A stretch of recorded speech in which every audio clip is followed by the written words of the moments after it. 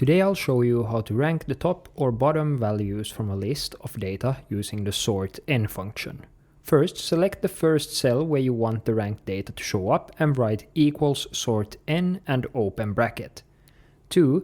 In the parentheses, select all the data you want to sort and add a comma afterwards.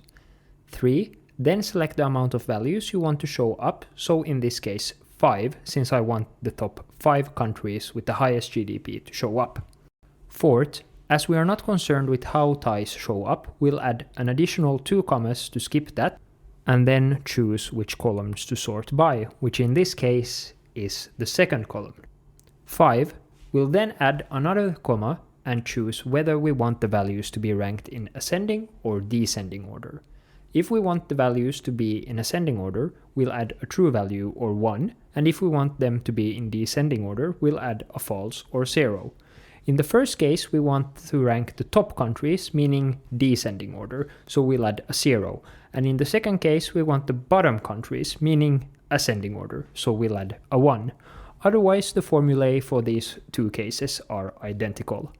If you want to learn more tips and tricks you can use in Google Sheets, check out this playlist. Thanks for watching.